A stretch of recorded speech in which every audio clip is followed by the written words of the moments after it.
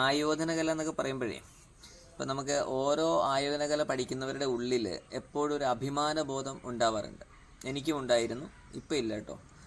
അപ്പം അതിൻ്റെ ഹിസ്റ്ററികൾ, കാര്യങ്ങൾ, ചിലതിൽ നമുക്ക് അഭിമാനബോധം ഉണ്ടാകുന്ന ആർട്ടുകൾ ഉണ്ടില്ലെന്നല്ല, എന്നാലും ഇതിൻ്റെ ഹിസ്റ്ററികൾ ശരിക്കും പരിശോധിക്കുമ്പോൾ പലപ്പോഴും ഞാൻ കൺഫ്യൂസ്ഡ് ആകാറുണ്ട്. കാരണം ഈ ഹിസ്റ്ററികളിലൊക്കെ തന്നെ പറയുന്ന പലതും നമുക്ക് ദഹിക്കുന്നവയല്ല. കാരണം നമ്മുടെ മനസ്സിൽ നമ്മൾ പ്രതിഷ്ഠിച്ച് വെച്ചിരുന്ന പല ബിംബങ്ങളും ഉടയുന്ന രീതിയിലാണ് അതിൻ്റെ ഒരു സത്യാവസ്ഥ എന്ന് പറയുന്നത്. അപ്പോൾ കളരിപ്പയറ്റിൻ്റെ ഒരു അവസ്ഥയിൽ ഹിസ്റ്ററികൾ പഠിക്കാതെ നമ്മൾ ചെയ്യുമ്പോൾ നമുക്കതിനോട് അഭിമാനം ഉണ്ടാവരുതെന്നല്ല പറഞ്ഞത്. ഒരുപാട് കലകളിൽ മാറ്റം ഉണ്ടായിട്ടുണ്ട്.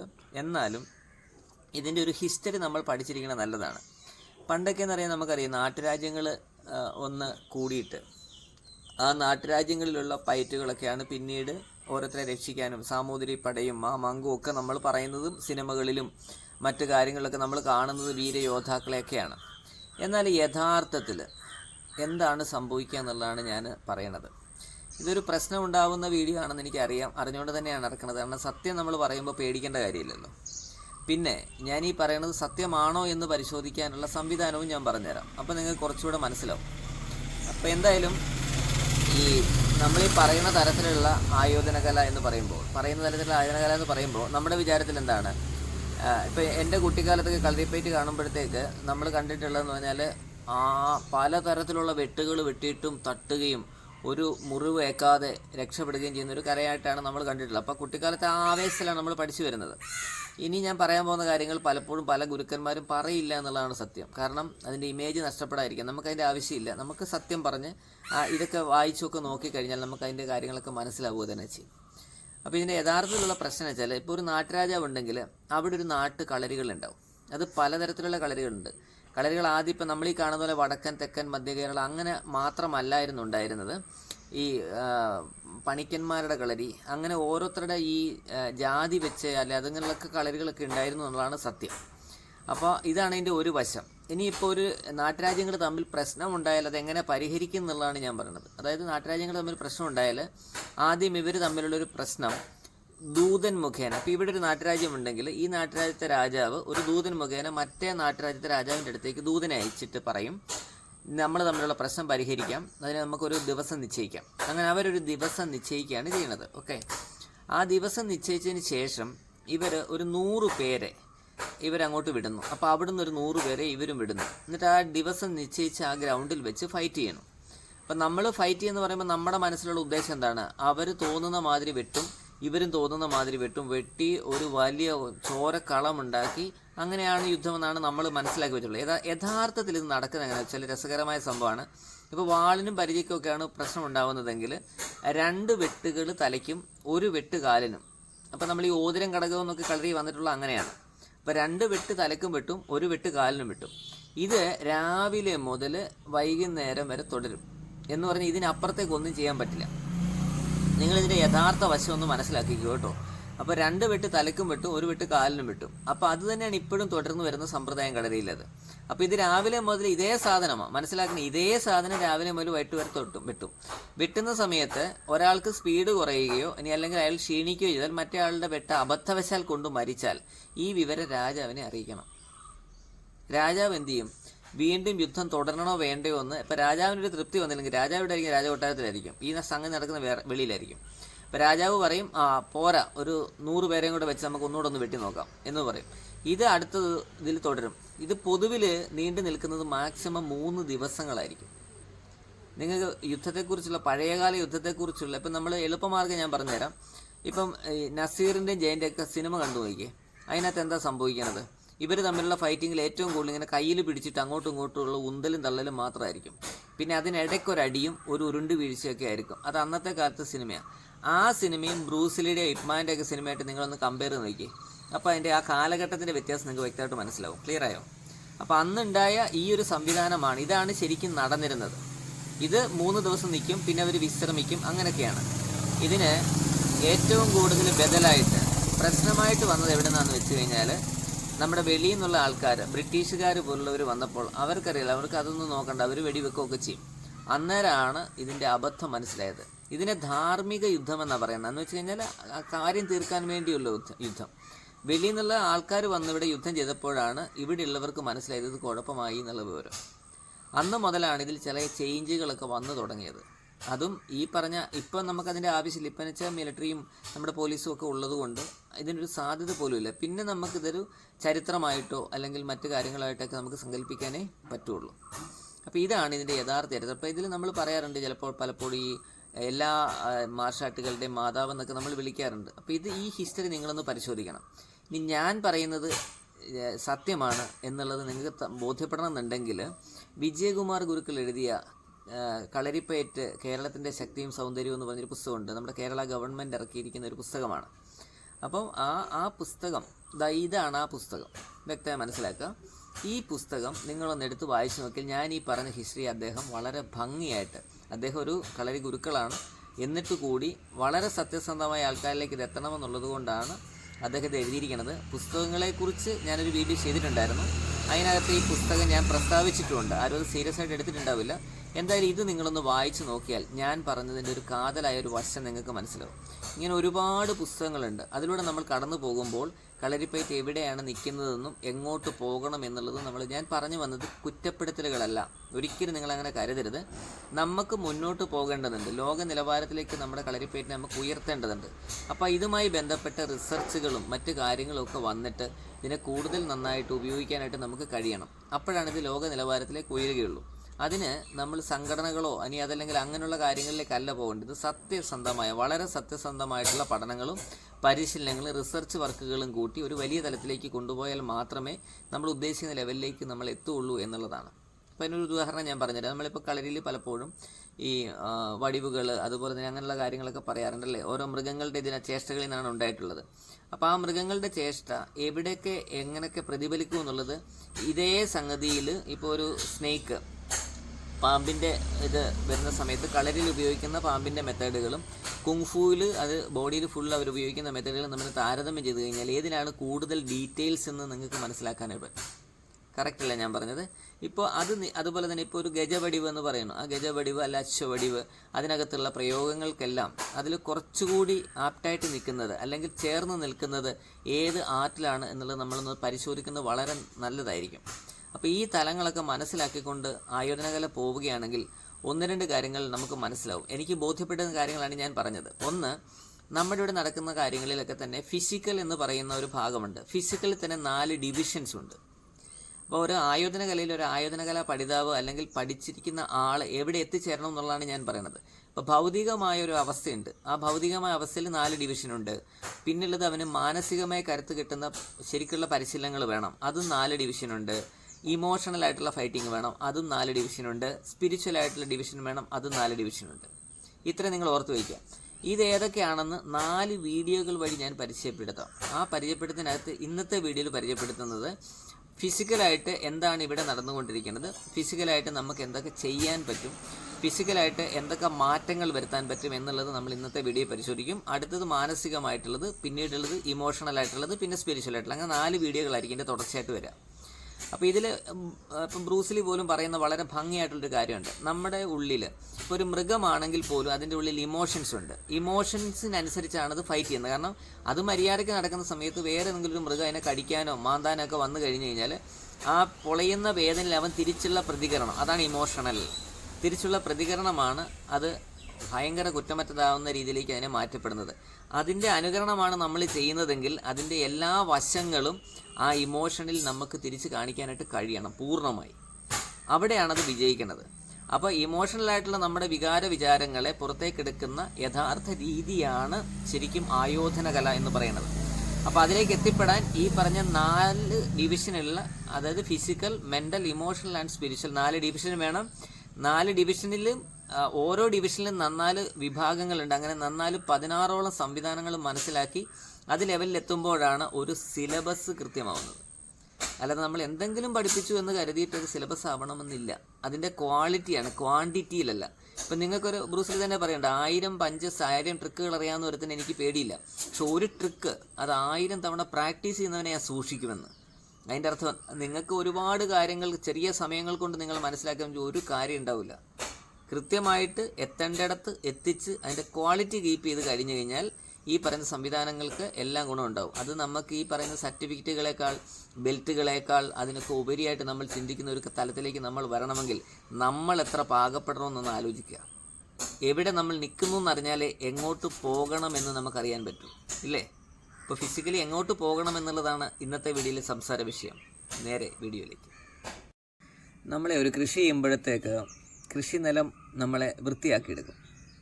നിലം ഒരുക്കുക എന്നാണ് പറയണത്. നിലം ഒരുക്കാൻ വേണ്ടിയുള്ളതാണ് അഭ്യാസത്തിൽ എപ്പോഴും തന്നെ ഫിസിക്കലായിട്ടുള്ള എക്സർസൈസുകൾ. ആ എക്സർസൈസുകളിൽ ചെറിയ ചെറിയ അടിസ്ഥാനപരമായ കുറച്ചേറെ കാര്യങ്ങളുണ്ട്. നമുക്കതിൽ നിന്നൊന്ന് ചർച്ച ചെയ്യാം. അതാണ് ബേസായിട്ടുള്ള, ഞാൻ പറഞ്ഞില്ലേ, പാർട്ട് 1. ഒന്നാമത്തെ അടിസ്ഥാനപരമായിട്ട് എന്തൊക്കെ ചെയ്യണം എന്നുള്ളതാണ് നമ്മൾ നോക്കുന്നത്. ഞാനൊന്ന് 1-2 കാര്യങ്ങൾ പറഞ്ഞു തരാം. ഇത് കണ്ടുകൊണ്ട് കാര്യമില്ല, നിങ്ങളൊന്ന് ചെയ്തു നോക്കണം, എന്നാലേ അതിൻ്റെ റിസൾട്ട് മനസ്സിലാവുള്ളൂ. ഓക്കെ?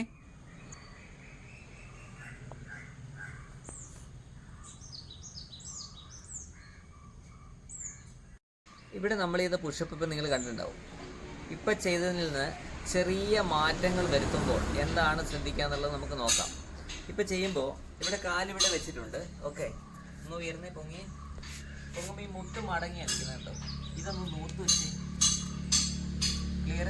ഇപ്പം നൂത്ത് വെച്ച് ഇവിടെ ഒരു കൃത്യമായ ട്രെയിനിൽ വരുമ്പോൾ തല കണ്ടോ, തല ഇവിടെ താന്നായിരിക്കും. അപ്പോൾ തല ഒരല്പം കൂടെ പൊക്കി പിടിക്കും. അപ്പോൾ ഇവിടെ നമ്മളൊരു പലക ഇങ്ങനെ ചരിച്ച് വെച്ചാൽ എങ്ങനെയാണോ അതുപോലെ തന്നെ നിൽക്കണം. ക്ലിയർ? ഇനി നമ്മുടെ താടിയില്ലേ, നോട്ടം നേരെ നിന്നിട്ട് താടി മെല്ലെ കൊണ്ട് നിലത്ത് മുട്ടിച്ച് മെല്ലെ താന്ന്. കണ്ടോ ബോഡി വിറയ്ക്കണ കണ്ടോ? അതിൻ്റെ അർത്ഥം എന്താണ്? ഇപ്പോഴാണ് ബോഡിയിൽ അത് ആക്ട് ചെയ്ത് തുടങ്ങിയത്. അതുപോലെ തന്നെ പൊങ്ങി. ഓക്കെ, ഇതാണ് പുഷപ്പിൻ്റെ ഒരു അവസ്ഥ എന്ന് പറയുന്നത്. ഇനി രണ്ടാമത്, നമ്മൾ താഴത്തില്ലേ, താഴുന്ന സമയത്ത് കൈ ചേർന്നിരിക്കണം. ഒന്ന് താന്നേ മെല്ലെ, കൈ ഇവിടെ ചേർന്നിരിക്കണം. ക്ലിയർ? അപ്പം ഇങ്ങനെ നമ്മളൊന്ന് പറഞ്ഞു കൊടുക്കുമ്പോഴാണ് അടുത്ത ലെവലിലേക്ക് വരുന്നത്. ഇനി നെക്സ്റ്റ് ലെവൽ വരുമ്പോൾ നമ്മൾ ഇതിലുള്ള തള്ളവിരലൊഴികളിൽ എല്ലാ വിരലും ഉയർത്താൻ പറയും. തള്ളവിരലെല്ലാം ഉയർത്തിക്ക്, ബാക്കി തള്ളവിരൽ കുത്തുക, ബാക്കി എല്ലാ വിരലും ഉയർത്തുക. ഇവിടെ നൂർന്നിരിക്കണം. ഓക്കെ, ഇനി പൊങ്ങിയേ. വ്യക്തമായി മനസ്സിലായോ? തല നേരെ ഇരിക്കണം, ഇവിടെ നേരെ ആയിരിക്കണം, തള്ള നല്ല ഇരിക്കണം. ഇനി മെല്ലെ താന്നേ. ഇങ്ങനെ ചെയ്യുമ്പോൾ തള്ളവിരലിന് ബലം കൂടുതൽ കിട്ടും, ബോഡി ഫുള്ളായിട്ട് അത് ആക്ട് ചെയ്യും. ഇതെങ്കിലും മിനിമം നമ്മൾ എന്ത് ചെയ്യണം? മിനിമം പഠിപ്പിക്കുമ്പോൾ ഒക്കെ തന്നെ ശ്രദ്ധിച്ച് ഗുരുക്കന്മാരെ മക്കൾക്ക് കൃത്യമായി പറഞ്ഞു കൊടുക്കാൻ കഴിയണം.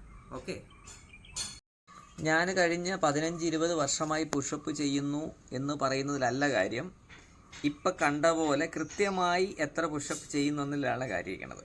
പുഷപ്സ് പല വിധത്തിലുണ്ട്. അപ്പോൾ അതിൽ ആ ഓരോ പുഷപ്സിൽ ഇപ്പം നമ്മൾ കാല് പൊക്കി താഴേക്ക് വെക്കുന്ന പുഷപ്സ് ഉണ്ട്. നിങ്ങളുടെ വയറ് കുറയാൻ ഏറ്റവും നല്ല പുഷപ്സാണത്. അവിടെ ആ ചെയ്യുന്ന സമയത്ത് ഗുണങ്ങൾ ഉണ്ടാവണമെങ്കിൽ ഇതുപോലുള്ള തിരുത്തലുകൾ ആവശ്യമാണ്. ഈ തിരുത്തലുകൾ അറിയണമെങ്കിൽ എന്ത് ചെയ്യണം? പഠിപ്പിക്കുന്ന ആൾക്കാർക്ക് അത്രമാത്രം ഡെപ്ത് ഉണ്ടാവണം എന്നുള്ളതാണ്. അപ്പോൾ നിങ്ങൾക്ക് വയറ് കുറയാൻ വേണ്ടി ചെയ്യുമ്പോൾ പുഷപ്പ് ചെയ്യുന്ന സമയത്ത് വേഗത്തിലല്ല ചെയ്യേണ്ടത്, വളരെ മെല്ലെ ചെയ്യണം എന്നുള്ളതാണ്. ക്ലിയർ? ഞാനൊന്ന് കാണിച്ചു തരാം. ഈ പുഷപ്പ് ചെയ്യുമ്പോൾ നന്നായിട്ട് വർക്ക് ചെയ്യണമെങ്കിൽ നമ്മളിങ്ങനെ ആദ്യം ഒന്ന് കിടക്കുക, മെല്ലെ ഉയർന്നാട്ടെ, മെല്ലെ ഉയർന്നു. ഇവിടെ ഈ കാലിൻ്റെ മുട്ട് കണ്ടോ, നിവർത്ത് വയ്ക്കണം ഒന്ന്. ഇതിങ്ങനെ ആയിരിക്കണം കൃത്യമായിട്ട്. ഓക്കെ, ഈ മെല്ലെ താഴുമ്പോൾ ഈ ബോഡിയിൽ ഇത് കൃത്യമായിട്ട് കീപ്പ് ചെയ്യണം. ഇവിടെ കിട്ടുക, താടി കൊണ്ട് മുട്ടിച്ചു. ഇനി താഴരുത്. ഇപ്പം കണ്ടോ ഫുള്ള് താന്ന് കിടക്കുകയാണ്. ഇനി താഴരുത്, കാരണം ബോഡി നേരെ നിൽക്കുമ്പോൾ, ഇപ്പോൾ ഇവിടെ ബോഡി വളഞ്ഞാൽ നിൽക്കുന്നത്. ബോഡി നേരെ നിൽക്കുമ്പോൾ എവിടെ വരെ ആണോ ഉള്ളത് അവിടെ വരെ മാത്രമേ നമ്മൾ താഴാവൂ. ഒന്നുകൂടി ഇനി ബോഡി നേരെ താഴട്ട്, നേരെ തല നേരെ വെച്ച് താന്നു പോട്ടെ, അവിടെ വരെ മതി. ഇനി ഉയർന്നാട്ടെ, ക്ലിയർ? മെല്ലെ താന്നാട്ടെ, മെല്ലെ. അത് തന്നെ, ഇനി മെല്ലെ ഉയർന്നാട്ടെ. ഓക്കെ, ഇതായിരിക്കണം. മെല്ലെ താന്നാട്ടെ. ഓക്കെ, ഇതായിരിക്കണം യഥാർത്ഥത്തിൽ ഇങ്ങനെയുള്ള പുഷപ്പ് ചെയ്യുമ്പോൾ ശ്രദ്ധിക്കേണ്ടത്. ഇതറിയാതെ നമ്മൾ ചെയ്തിട്ട് കാര്യമുണ്ടോ? ഇപ്പം നമ്മൾ കാലുകൾ അകത്തി സ്ട്രെച്ച് ചെയ്യണം. സ്ട്രെച്ച് ചെയ്യുമ്പോൾ കാലിൻ്റെ പാദങ്ങൾ വെക്കുമ്പോൾ അതിൽ 2 ഉപയോഗങ്ങളാണ് ചെയ്യണത്. അപ്പോൾ അത് എന്താണെന്നുള്ളത് നമുക്ക് വിശദീകരിച്ച് നോക്കാം.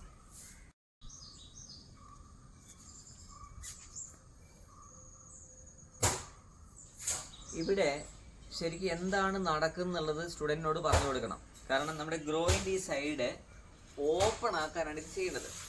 ഓക്കെ, ഓപ്പൺ ആക്കാനാണ് ചെയ്യുന്നത്. അപ്പം ഇവിടെ കൂടുതൽ ഓപ്പൺ ആവണമെങ്കിൽ നമ്മൾ ഈ ഇരിക്കുന്ന ആള് ബോഡി കുറച്ചുകൂടെ നേരെ ആയിരിക്കണം.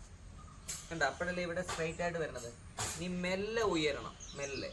അപ്പോൾ മെല്ലെ ഉയരുമ്പോൾ മുന്നോട്ടായരുത്, ആ പൊങ്ങുന്ന പൊക്കെ അതുപോലെ തന്നെ ഉയർന്നിട്ട് എന്ത് ചെയ്യണം, നേരെ തിരിച്ച് സൈഡിലേക്ക് ഇരിക്കണം. കണ്ടോ, അപ്പോൾ ഇവിടെ കുറച്ചുകൂടെ ഓപ്പൺ ആക്കാൻ ഈ കാലിച്ചൂടെ ഇങ്ങോട്ട് തിരിച്ചിട്ട് കൊടുക്കാം. റൈറ്റ്, ഇപ്പം കണ്ടോ ഓപ്പൺ ആയത്. വീണ്ടും എന്ത് ചെയ്യണം, ഉയരണം. ഉയർന്നിട്ട് നമ്മൾ എന്ത് ചെയ്യണം, നേരെ ഇപ്പുറത്തേക്ക് ഇരിക്കണം. ഇത് കൃത്യമായിട്ട് പറഞ്ഞു കൊടുക്കാൻ കഴിയണം. ഇനി ഇതിൻ്റെ അഡ്വാൻസ് വേർഷൻ ഉണ്ട്, നോക്കുക. ഇവിടെ എഴുന്നേൽക്കുന്നതിന് മുന്നേ ആയിട്ട് ഈ കാലിൻ്റെ പാദം തിരിച്ചില്ല. കണ്ടോ, ഇനി ഉയരുക. ബോഡി നേരെ ആയിരിക്കാൻ മാക്സിമം ശ്രദ്ധിക്കുക. ഇരിക്കുമ്പോൾ ഇവിടെ സ്ട്രെച്ച് ആവാൻ വേണ്ടി ഈ കാല് തിരിച്ചിട്ട് കൊടുക്കുക. കണ്ടോ, അപ്പോൾ കുറച്ചുകൂടെ നമ്മൾ റൈറ്റ്. ഈ എഴുന്നേൽക്കുമ്പോഴത്തേക്കാണ് ആദ്യം ഇതിനൊപ്പം ഈ ഭാഗം താഴേക്ക് വന്നിട്ട് വേണം നമ്മളിവിടെ എഴുന്നേറ്റിട്ട് താഴേക്ക് ഇരിക്കാൻ വേണ്ടി. വ്യക്തമായി മനസ്സിലായി? ഇങ്ങനെ ചെയ്യുമ്പോഴാണ് ശരീരത്തിൽ എക്സസൈസ് പിടിക്കുന്നത്. എന്നാലേ ചെയ്യുന്ന ആൾക്ക് അതുകൊണ്ട് ഗുണം ഉണ്ടാവും. റൈറ്റ്, ഞാൻ പറഞ്ഞതേ, നമ്മൾ ഈ എക്സർസൈസ് ചെയ്യുമ്പോൾ ബേസിക്കലി തിരുത്തേണ്ട ഭാഗമാണ്. അതായത് നമ്മൾ പറഞ്ഞിരുന്നു ഫിസിക്കൽ എന്ന് പറയുന്നതിനകത്ത് 4 ഡിവിഷനുണ്ട്. അതിൽ ഒന്നാമത്തെ ഡിവിഷനാണ് എക്സർസൈസ് ചെയ്യുമ്പോൾ തിരുത്തേണ്ടത്.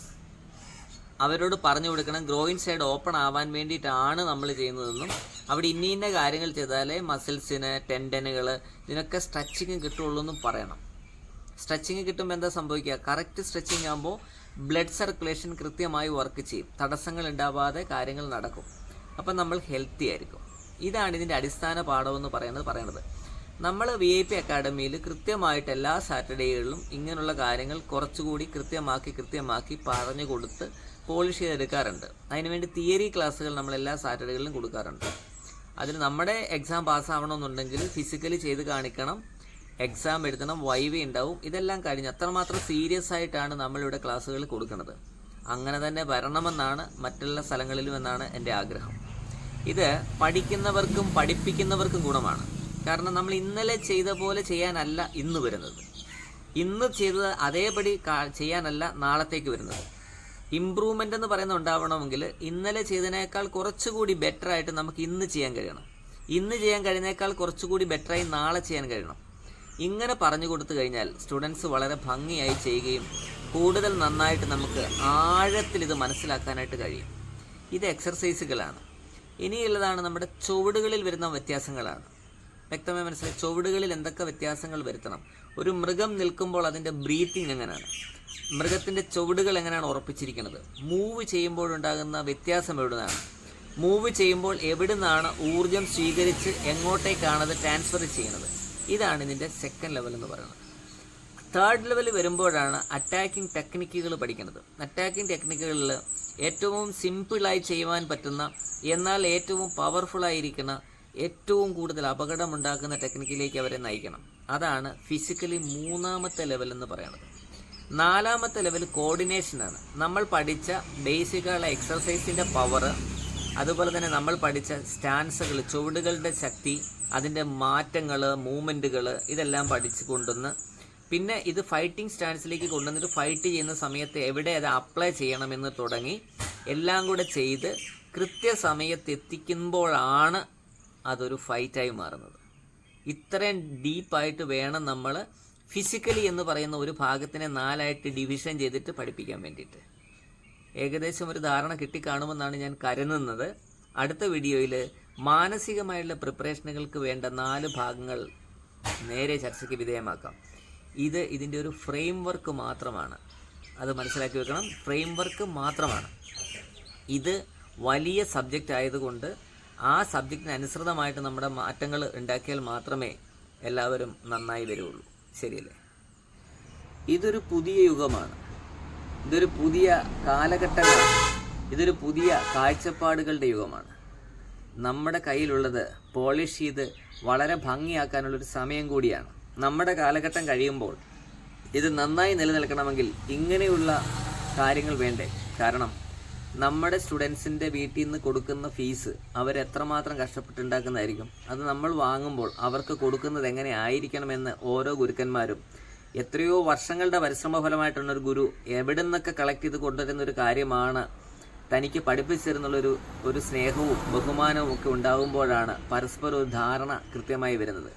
അങ്ങനെ ഗുരുശിഷ്യ ബന്ധം അതിശക്തമാകുമ്പോഴാണ് ഏതൊരു ആയോധനകലയും വിജയത്തിലെത്തുന്നതും നല്ല യോദ്ധാക്കൾ സൃഷ്ടിക്കപ്പെടുന്നതും.